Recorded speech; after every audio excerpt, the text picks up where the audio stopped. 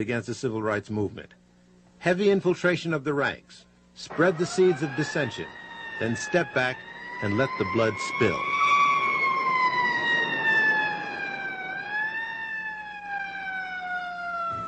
As I see it, Mr. Chairman, it is for this committee to be able to figure out how to persuade the people of this country that indeed it did go on.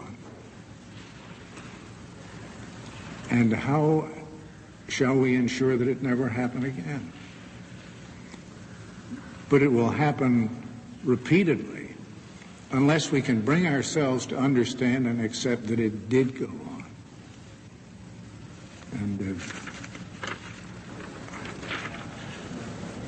And I say that as one who worked as a United States attorney with the Bureau and have enormous respect for its capacities in the field of kidnapping, bank robbery, and a lot of other things, but am appalled to learn what if it's correct, the intelligence side of that Bureau was up to for so long. If we would like to believe that the FBI would do all this viciousness and all of these things to an individual and would stop short of killing him, then we're out of our mind.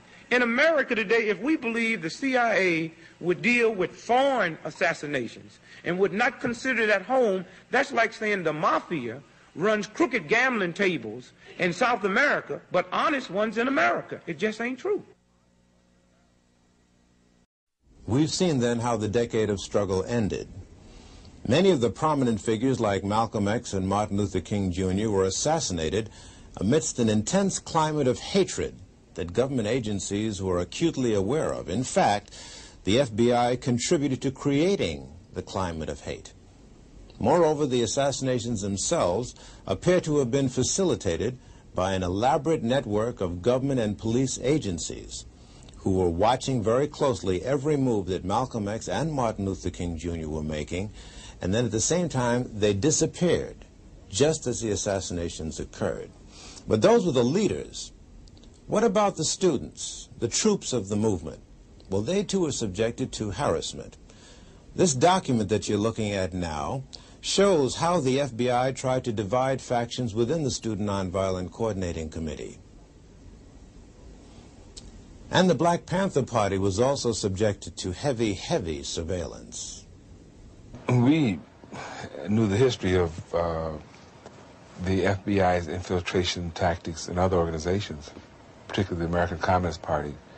There was already a record compiled that showed that the FBI was even in charge of various branches of the Communist Party. So we understood that police tactic of infiltration.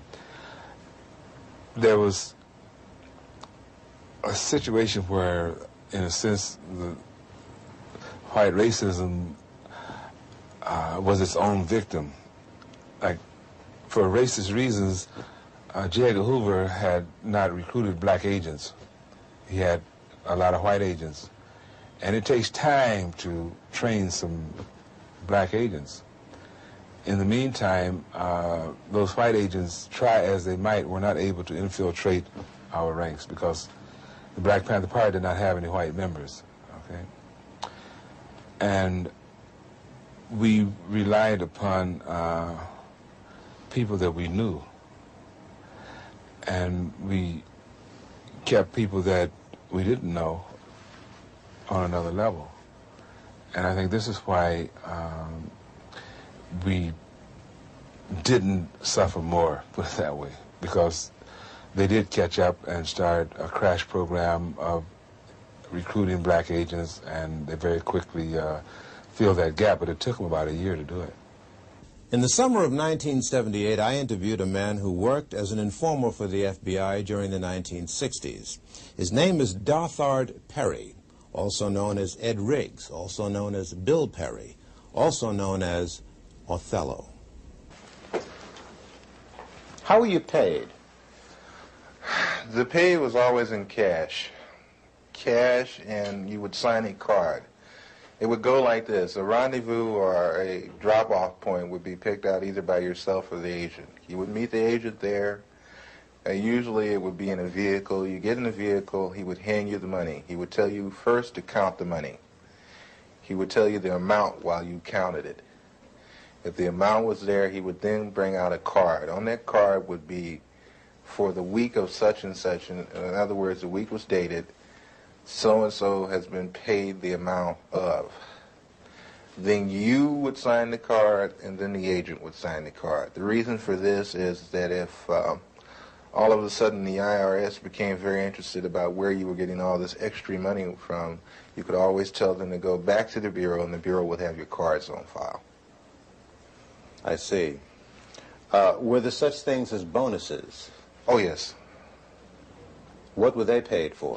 Bonuses were paid for, suppose while you were meeting with,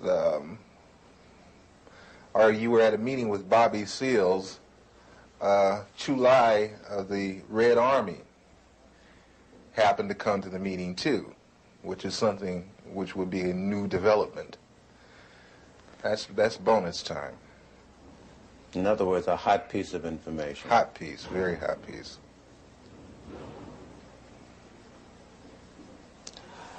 Did you ever suffer pangs of conscience? Quite a few times. Quite a few times. I still suffer pains of conscience. I suffer from the fact that a lot of people trusted me, and I misused that trust. I suffer from the fact that a lot of information that I gave out was the undoing of certain groups or certain people. I suffer from the fact that I'm on the run constantly. I have no real life to speak of. You have no family life, really? You have a wife? No, I don't have a wife. I do have a child. I can't see her that often. I have to stay away from them because once I come around, the Bureau shows up and harassment starts. I have very few close personal friends, no one to really confide in. It's like being on the outside of a glass jar and everything is happening inside the jar, but you're on the outside. You can see it happening, but you can't participate. Why have you decided to talk to me? For the simple reason, I think this information should be getting out, should be put out to the public. I think not only black people, but everyone should become aware of what your so-called law enforcement agencies do to so-called enforce the law. Because between you, myself, and the audience, I've seen more felons in law enforcement than I have in prison. Many would say, well, look, you yourself just got through saying that the BLA was involved in criminal activity. What's wrong with wanting to put them in prison? How would you answer them?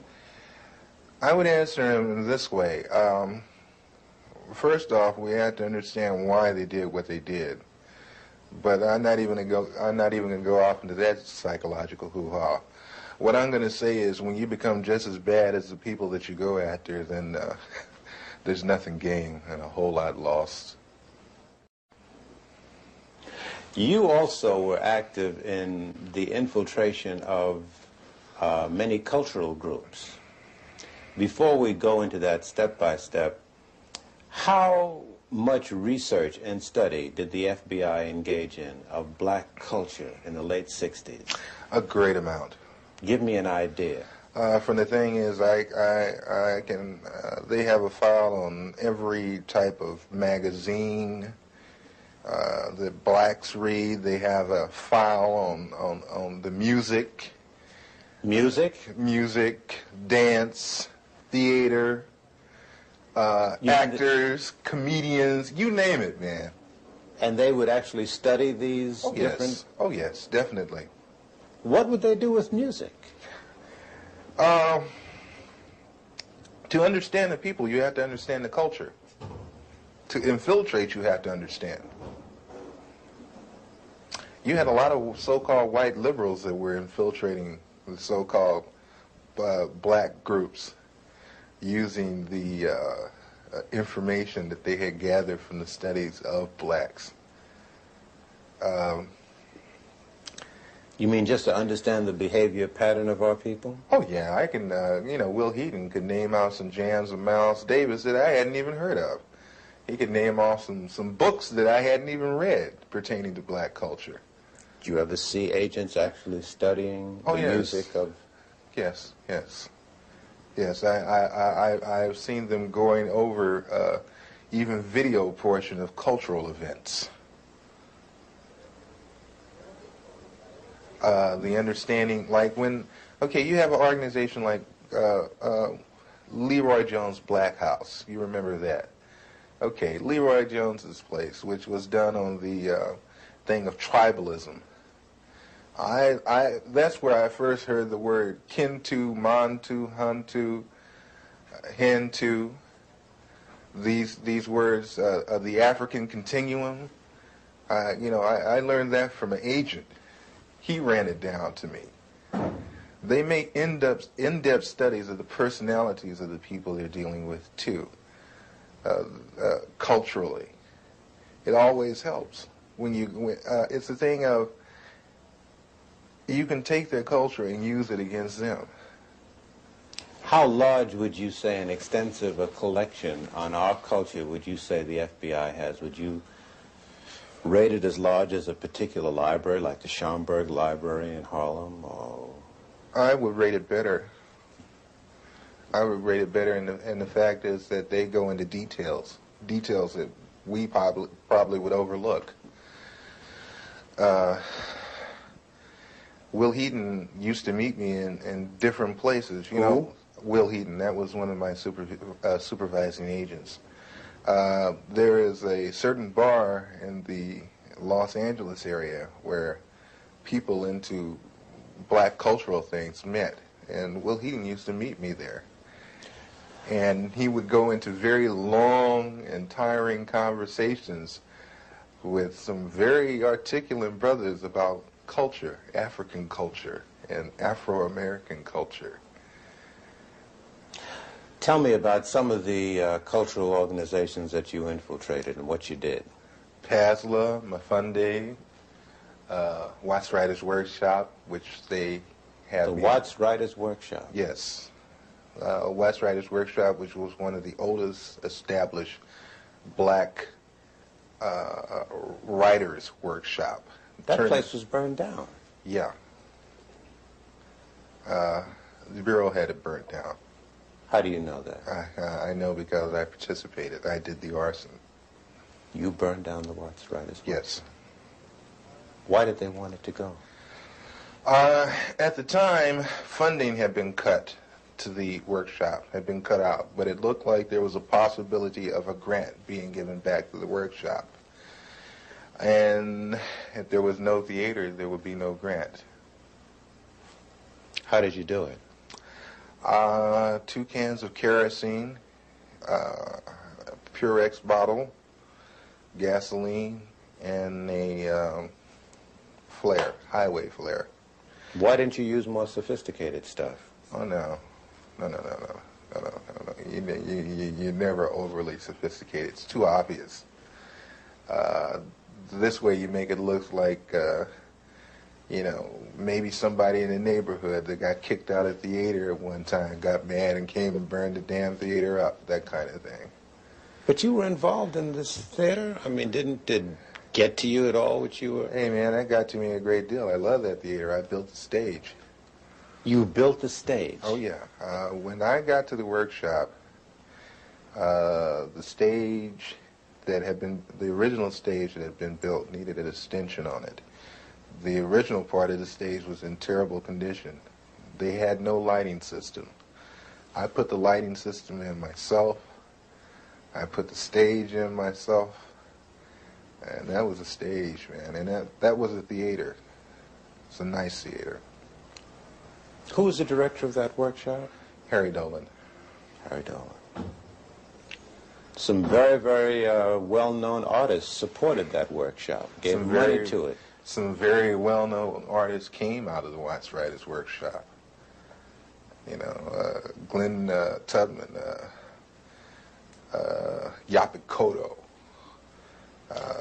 Sidney Poitier used to come down there and give a class. Sammy Davis Jr. used to come down there all the time. Quincy Jones used to come there and give music classes. We had our own 8-track studio setup for sound. We had our own sound room there. Was part of your other activities and responsibilities to study the profiles of celebrities who were supportive of organizations? Definitely, and especially, like I said, psychological backgrounds, weaknesses and strengths. Did he have a weakness for blondes? Did he have a weakness for money? Did he snort cocaine? Did he smoke marijuana? They even get into, and that's one thing the Bureau loves, is their sexual background. They have files and files on different blacks, not only celebrities, but a lot of others, sexual activity. What would they do with this information? Oh, that's used as a weakness. So they would feed to these weaknesses? Yes. Did you see that happen? Oh, yes. Doc Holliday, who is one of the leaders of the BGF, Black Guerrilla Family, which is a prison gang in the California state prison system. Upon his release from prison, a certain sister made herself known to him at a nightclub, whereupon he moved in with her, and she picked up names, telephone numbers, information, you know, that kind of thing. That lasted for a good 3.5 months. Was this an unusual thing, or did this happen often? No, that happens all the time. Did you yourself get involved in doing that? Yes. Give me an example. There was a gentleman that was on trial in Los Angeles that belonged to the BLA that had been busted in a southern state for a bank robbery, but was brought with 2 other people to Los Angeles to stand trial for the machine gunning of a police officer in Los Angeles. I was supposed to worm my way into the affections of his sister, and whatever it took to get the information that I needed as far as what kind of defense they planned to use as to turn this information over to the federal prosecution. Did you do it? I got the information, and thank God I didn't have to go through with the actual thing of sexual activity. What do you mean, thank God? The sister was rather unappealing. How did you justify to the organizations in which you had infiltrated yourself that you were living on an $800 a week stipend or on an $800 a week standard of living when most of them were living hand to mouth? Well, hey, brother, you know, I'm hustling, you know. I mean, hey, man, you know, sell a little of this on the side, a little of that on the side. You know, I get over, you know, that kind of thing. In other words, ain't nobody's business but mine where I get the money. So, you know, everybody took it for granted that I was possibly doing a little dealing on the side. That kind of thing. Then also, everybody liked me for the simple reason that I would do things that I didn't have to do. I would go out of my way. You know, like Mafunde would have a pageant and they needed someone to do the sound setup for him, and I'd say, of course, I'll do it for you. You know, that kind of thing. I was very well liked at one time in the community. Would you say to American citizens that this situation of surveillance and infiltration continues to this day? Oh, yes. On the dimension that you experienced? Probably much larger by now. Larger? Oh, yeah. Let me put it to you like this. Each year, everything gradually escalated up more and more. So I figure when I left, it didn't stop escalating. As they say, one monkey does not stop anybody's show. You mentioned Sammy Davis Jr., who at one time, it was reported, gave money to the Black Panther Party, I believe. Were you ever assigned to look into that? Yes, I was told to try to get as close to Mr. Davis or to anyone in his office as I could. I used to go up and have real chit-chat, chummy conversation with his personal secretary, Ann, at the 9000 building on Sunset. And I used to bring a Porter-Pack video camera, and I used to go around and I would videotape the whole office. You mean celebrities would be coming into his office and you'd film them freely? Oh, yeah. Didn't they question that? I'm from the Ross Writers Workshop. Yeah, right on, brother, you know, that kind of thing. No questions asked. Same thing with the NAACP Image Awards. You know, they were very interested in people like Sammy Davis Jr. There was another black in Los Angeles that they were very interested in because, not Los Angeles, but in Sacramento, Nathaniel Colley, who's attorney for the NAACP. And I know Nat. And they wanted information on him, just for the simple reason that he's an attorney for the NAACP, which makes no sense to me, but must make a lot of sense to them because they use the information. You've been called upon to testify in Washington. Before who? Before the Senate Committee. I was called first to testify before the Church Committee, and I did go to Washington, D.C. I did testify to those people, and I want to say right now that the committee was full of smack. They got loads and loads of information and didn't even use it, didn't release it. I had tapes that I offered to them in evidence against the Federal Bureau of Investigation with conversations of me and my supervising officers where he's telling me to obtain certain articles for him by stealing. Don't get fingerprints on it. We can really use that. Did you take the weapons over to such and such? The Churches Committee told me that they couldn't use the tapes because the tapes were gotten by illegal means. What would you say about the composition of the committee panel that questioned you? I can say that's for the birds too, because the same people that I was talking about were the same people on the panel with the Churches Committee. What do you mean? When I came in the room to be interviewed by the so-called people from the Churches Committee, the representatives from the Federal Bureau of Investigations were also in the room. FBI agents were a member of the Church Committee panel? They were there with the investigators for the Churches Committee asking questions just like the Churches Committee. And see, this is another thing that I find fault with, and this is another reason why I am not going to Washington, D.C. It's that, again, I have been asked to come again for the second time. I'm not going again. For the simple reason that when I went up there with the idea that there were agencies investigating the Federal Bureau of Investigation, not the Federal Bureau of Investigation investigating itself. You're on the lam, almost. Do you have a sense that you're going to be arrested and go to prison? Oh yeah, eventually.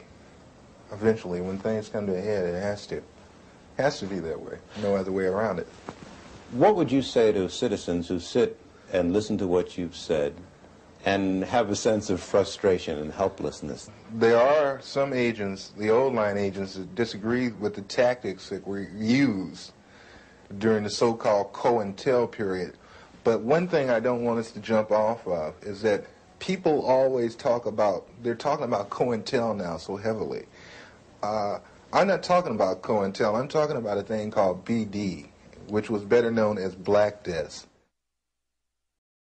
The Black Desk was set up for a simple thing of infiltrating black organizations and black groups, whatever. Where was this Black Desk, or were there a number of them? There were a number of Black Desks, but the head Black Desk was in Washington, D.C., controlled by Sullivan. And the... Was he black? No. And what was the function of the black desks all over the country? I guess there were dozens.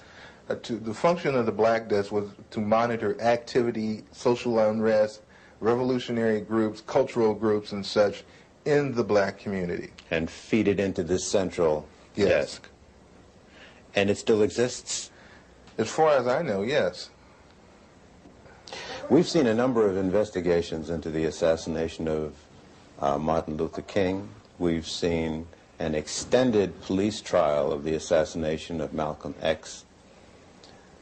What you seem to say substantiates what many black people say out on the street, that government agents or agencies knew that these assassinations were brewing and either participated in them or allowed them to take place.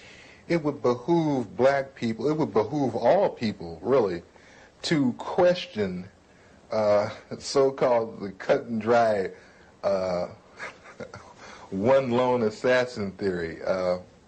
The Bureau and other intelligence agencies are very good at conspiracies.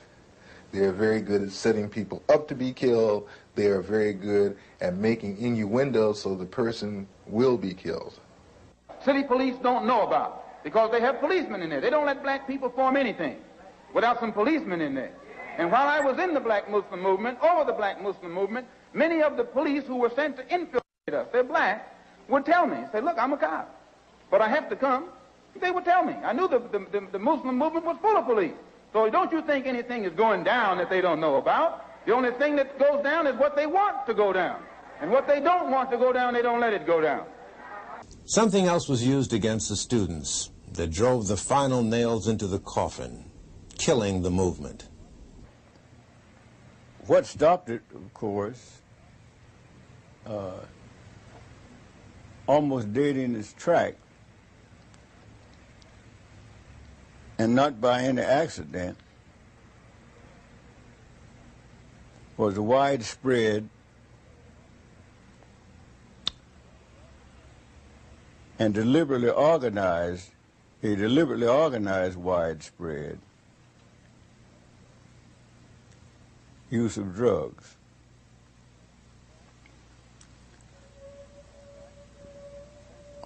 The fact that a decision was made, and I think most of you are familiar with the broadcast of the mafia defector who went on public media to declare what happened and outline in great detail the great plan of how to destroy the black youth of the nation, starting in New York. He said in a meeting 20 miles outside of New York City, the great decision was made. He said he didn't have to guess about it, and those who heard him know that I'm quoting him almost verbatim, because he was there. And the decision was to concentrate the distribution of drugs on the black youth of the nation, starting in New York. Starting in New York, beginning in the elementary school, and that to punish, even on the pain of death, any of the distributors who invaded the white community or predominantly white schools. That New York and other large cities were to be divided up into districts. The district commander, black, was to be given any kind of car he wanted, Mercedes, Rolls Royce, anything, because this would be a part of the sales pitch Said blacks just love fine cars, and he'd drive around through the community in his fine car, and some of his key assistants, and he'd be identified, he'd be known, and that sort of stuff. And so the stories, I'm not going any further into it. But thus it began, and the spread over the country, and we fell for it. Now, one thing was important,